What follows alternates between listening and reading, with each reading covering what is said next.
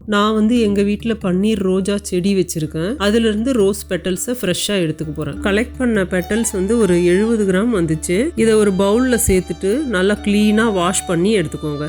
ஏன்னா இதில் dust insects எல்லாம் இருக்கும். அதனால் நல்லா கவனமாக பார்த்து கழுவி எடுத்துக்கோங்க.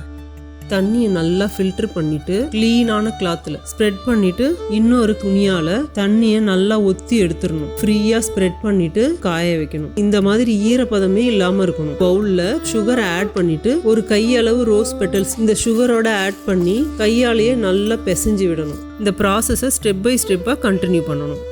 இதை இந்த மாதிரி கையால் பிசைஞ்சு விடுறது தான் ட்ரெடிஷ்னல் மெத்தட். இந்த மாதிரி டெக்ஸ்சர் வர வரைக்கும் நல்லா பிசைஞ்சு எடுத்துக்கோங்க. இப்போ இதை ஒரு ஏர்டைட் கண்டெய்னர் இல்லை பாட்டிலில் ட்ரான்ஸ்ஃபர் பண்ணிவிட்டு 2 டேபிள் ஸ்பூன் ஹனியை சேர்த்து நல்லா மிக்ஸ் பண்ணிவிடுங்க.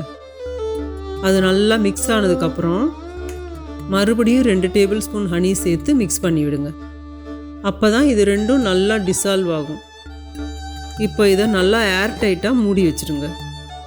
இப்போ இதை 2 டேஸ்க்கு டெய்லியும் காலையில் இளம் வெயிலில் ஒரு 1 hour வச்சு எடுத்துக்கோங்க. அவ்வளவுதான். ஒரு பர்ஃபெக்டான ஆர்கானிக் மெத்தடில் வீட்லேயே செஞ்ச ரோஸ் குல்கந்து ரெடி. இதை டெய்லியும் 1 ஸ்பூன் வெறுமனே சாப்பிட்டா அவ்வளோ நல்லது. இதை வெத்தலை பாக்கோட பீடாவா, அப்புறம் ஐஸ்கிரீம், மில்க் ஷேக், லஸ்ஸி இந்த மாதிரி பல ஐட்டத்துக்கு ஃப்ளேவராக ஆட் பண்ணியும் யூஸ் பண்ணலாம். இதை கண்டிப்பாக நீங்களும் ட்ரை பண்ணிவிட்டு எப்படி இருந்துச்சுன்னு கமெண்ட்ஸில் சொல்லுங்கள். தேங்க்யூ.